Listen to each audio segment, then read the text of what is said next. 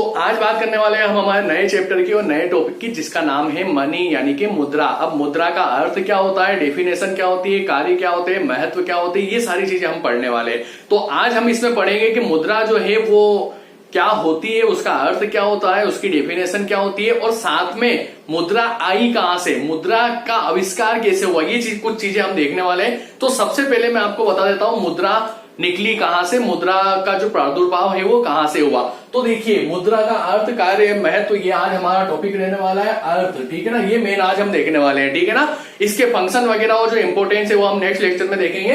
तो सबसे पहले अर्थ में मैं आपको ये बता देता हूं कि जो मुद्रा है वो अंग्रेजी के मनी शब्द से एक तरीके से MONEY मनी शब्द यूज होता है अंग्रेजी का मुद्रा के लिए, ठीक है ना। ये मनी वर्ड जो है ये निकला कहां से, ये निकला है मोनेटा से। किससे निकला है? मोनेटा से, मोनेटा। अब ये मोनेटा वर्ड कहां का है, ठीक है ना।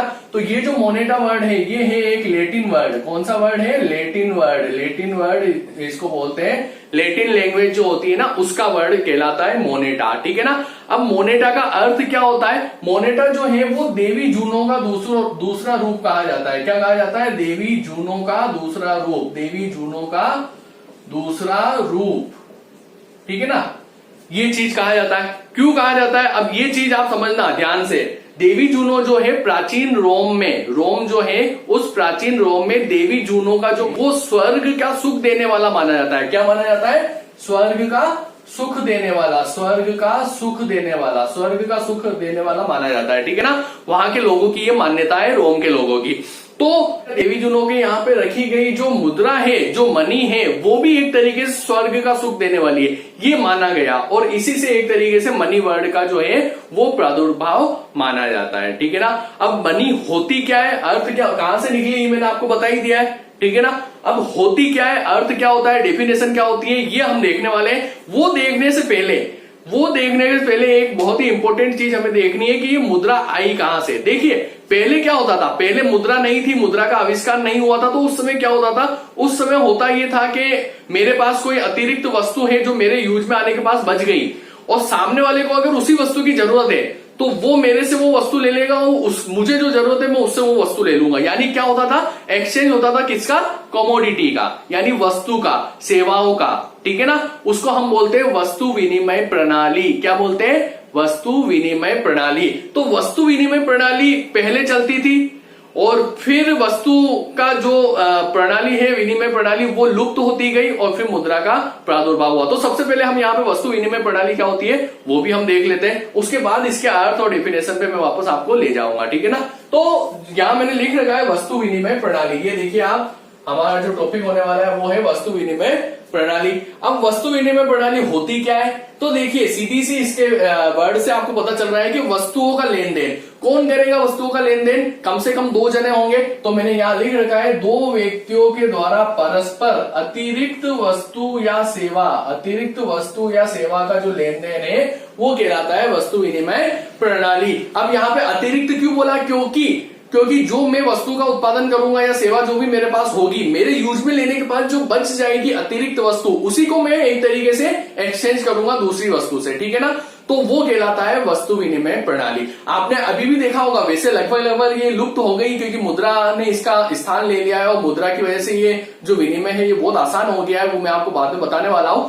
तो लेकिन फिर भी आप अभी भी देख सकते हो, छोटे छोटे गांव होते हैं, अभी का पता नहीं, बाकी दो तीन साल पहले मैंने भी देखा था कि जो कुल्फी बेचने वाला आता था, जो बर्फ की कुल्फी बेचने वाला, वो बर्फ की कुल्फी देता था, उसके बदले में गेहूं लेता था। तो वो भी क्या था? वो भी एक तरीके से वस्तु विनिमय प्रणाली का ही एक रूप था, ठीक है ना। अब वस्तु विनिमय प्रणाली, अब ये जो वस्तु विनिमय प्रणाली थी, अब इससे मुद्रा कैसे आई?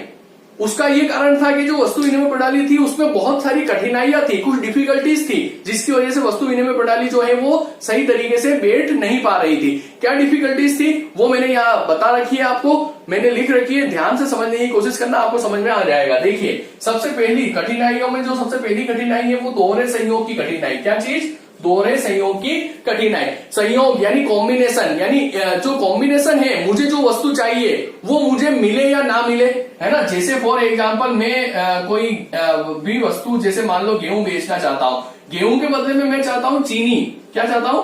चीनी। या फिर मैं गेहूं के बदले में चाहता हूं मान लो गुड़, ठीक है ना। अब मुझे ऐसे बंदे को तलाश करना पड़ेगा या ऐसे बंदी को तलाश करना पड़ेगा जो मुझे गेहूं के बदले में चीनी या गुड़ देने को तैयार हो। तो इस तरीके से उसको तलाश करना, उसको ढूंढना मेरे लिए बहुत ही मुश्किल भरा हो सकता है। तो दोहरे संयोग की कठिनाई, यानी जो मैं वस्तु बेच रहा हूं वो लेने वाला और मुझे जो वस्तु चाहिए वो मुझे देने वाला, ये मिलना बहुत ही मुश्किल है। तो ये कुछ कठिनाई आती है पहली। दूसरी, वस्तु के मूल्य मापन की कठिनाई। अब देखिए, ये जो वस्तु विनिमय होता था, ये वस्तु विनिमय जो है ये आपसी समझ पर आधारित था। किस पर आधारित था? आपसी समझ पर। यानी वहां पर मूल्य मापने की कोई भी इकाई जो थी वो नहीं थी, इकाई नहीं थी। अभी तो हमारे पास इकाई है, हम मार्केट में कहीं भी जाते हैं कि भाई ये वस्तु कितने की, वो कहता है कि भाई 10 रुपए की, वो कहता है 15 रुपए की, वो कहता है 50 रुपए किलो, वो कहता है 100 रुपए की एक इकाई। तो ये क्या है? ये मुद्रा के रूप में हम माप रहे हैं, लेकिन उस समय इकाई नहीं थी। यानी हम वस्तु के मूल्य को आंक नहीं सकते थे, माप नहीं सकते थे, ठीक है ना। सिर्फ आपसी समझ के आधार पर हम एक्सचेंज करते थे, ठीक है ना। तीसरी जो कठिनाई वो है भावी बचत संभव नहीं। अब देखिए, होता क्या था, वस्तु जैसे दूध हो गई, सब्जी हो गई, जो वस्तु बहुत जल्दी खत्म हो जाती है, जिसे हम लंबे समय तक एक तरीके से स्टोर करके नहीं रख सकते, उन वस्तुओं को भविष्य में हम बचा के नहीं रख सकते वस्तु विनिमय में। यानी जो कमोडिटी हम एक्सचेंज करते हैं उसमें हम इन वस्तुओं को बचा के नहीं रख सकते, यानी भावी बचत जो है वो संभव नहीं। कुछ वस्तुओं में जैसे दूध हो गया, सब्जी हो गई, या बहुत सी और दूसरी वस्तु हो गई, ठीक है ना। उसके बाद चलते हैं हम अविभाज्य वस्तु के विनिमय की कठिनाई। अविभाज्य का मतलब होता है जिसका विभाजन नहीं हो, ठीक है ना। कुछ वस्तुएं ऐसी होती है जिनका विभाजन नहीं होता है, तो उसको हम एक्सचेंज कैसे करेंगे? जैसे फॉर एग्जाम्पल किसी बंदे को या किसी किसान को गेहूं बेचने हैं, है ना, या फिर भैंस बेचनी है, ठीक है ना, एक्सचेंज करनी है। फॉर एग्जाम्पल उसे एक बोरी गेहूं चाहिए और एक जो बफेलो है, एक जो भैंस है, उसका जो मूल्य है वो उन्होंने आपसी समझ से तय किया कि एक बफेलो जो है वो 4 गेहूं की बोरी के मूल्य के बराबर है। अब वो मान लो उसको एक गेहूं बोरी ही चाहिए। अब एक गेहूं बोरी चाहिए तो उसको बफेलो को कैसे बेचेगा? बफेलो का मूल्य तो 4 बोरी गेहूं का है। तो वहां पे क्या होता है, विभाजन की समस्या जो है वो भी वस्तु विनिमय में पाई जाती है। ये मैंने सिर्फ आपको एग्जाम्पल दिया था, ठीक है ना। अब चलते हैं आगे। उधार के लेखे की कठिनाई, ये भी इस वस्तु विनिमय की बहुत बड़ी कठिनाई थी। उधार के लेखे की, यानी अगर अभी हम कोई भी लेन देन टाल देते हैं कि भाई इसको हम भविष्य में करेंगे, तो भविष्य में उस वस्तु का मूल्य क्या हो जाएगा उसको हम नहीं माप सकते। तो उधार, किसी भी वस्तु विनिमय प्रणाली के अंदर हम वस्तु को एक्सचेंज करेंगे तो उधार हम नहीं रख सकते। उधार हमें उसी समय तत्काल ही उसे एक्सचेंज करना पड़ेगा। उधार रखने से अब भविष्य में उसका मूल्य कम होता है या बढ़ जाता है वो हमें पता नहीं। जैसे अभी भी अगर हम मोबाइल रखते हैं तो 1 साल बाद ही मोबाइल की कीमत बहुत कम हो जाती है। 1 साल तो मैंने बहुत ज्यादा बोल दिया, 10 दिन बाद ही कम हो जाती है, ठीक है ना। तो उसका मूल्य वहां पे फिर कैसे मापे? तो उधार के लेखे की भी कुछ कठिनाई होती थी, ठीक है ना। तो ये वस्तु विनिमय की कठिनाई थी। अब इन्हीं कठिनाइयों की वजह से एक तरीके से जो प्राचीन जो हमारे राजा महाराजा थे उन्होंने क्या किया, सिक्कों पर या फिर मतलब कोई भी धातु आती थी ना, तांबे की, सोने की, चांदी की, उन पर कुछ भी अंकित करके अपने राज्य का कोई भी मार्क अंकित करके और उसे एक तरीके से उन्होंने मुद्रा के रूप में बना लिया और उसको यूज में किया। जैसे असरफिया हो गई या बहुत सारे सिक्के चलते थे अलग अलग तरीके के, वो चीजें, ठीक है ना। तो फिर मुद्रा का प्रादुर्भाव हुआ।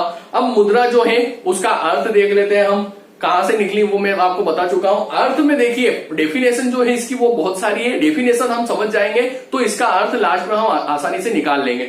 डेफिनेशन बहुत से लोगों ने अलग अलग दिए। क्या डेफिनेशन दिए? अधिकतर इसके कार्य से ही डेफिनेशन बनेगी जो हम नेक्स्ट लेक्चर में पढ़ने वाले हैं, ठीक है ना। देखिए पहली डेफिनेशन दी है विदर्श महोदय ने क्या कहा कि वह सामग्री, यानी वह सामग्री जिससे हम वस्तु का क्रय विक्रय करते हैं। यानी हम वस्तु का क्रय विक्रय किससे करते हैं? मुद्रा से करते हैं। यानी वह सामग्री कौन हो गई? मुद्रा हो गई। तो मुद्रा किसे कहते हैं? जिससे हम वस्तु का क्रय विक्रय करते हैं। बहुत इजी डेफिनेशन है, सबसे इजी, ठीक है ना। दूसरी नेप ने दी है कि कोई भी वस्तु जो राज्य द्वारा मुद्रा घोषित कर दी जाए। किसके द्वारा? राज्य द्वारा। यानी राज्य कह दे कि भाई ये वस्तु है, इसे मैंने मुद्रा घोषित कर दी। ये मुद्रा घोषित कौन करता है? ये हमारा आरबीआई, हमारी जो गवर्नमेंट है वही करती है, ठीक है ना। हमारे देश की मुद्रा कौन सी है? रुपया, ठीक है ना। अलग अलग देशों की अलग अलग है, डॉलर है, किसी की रियाल है, हमारी मुद्रा है, ठीक है ना। उसके बाद सेलिंगमैन ने क्या कहा, सेलिंगमैन ने कहा कि वह वस्तु जिसे सामान्य स्वीकृति प्राप्त हो। स्वीकृति यानी आप अगर किसी भी दुकान पे गए, उसको पूछा कि कितने रुपए की, उसने कहा 10 रुपए की, आप वहां पे 10 रुपए का कोई कागज दे देंगे तो वो लेगा क्या? नहीं लेगा। वो क्या लेगा? वो 10 रुपए जिसे स्वीकृति प्राप्त है, जो हमारे यहाँ पे मान्य है, वो 10 रुपए ही लेगा, वो कागज नहीं लेगा।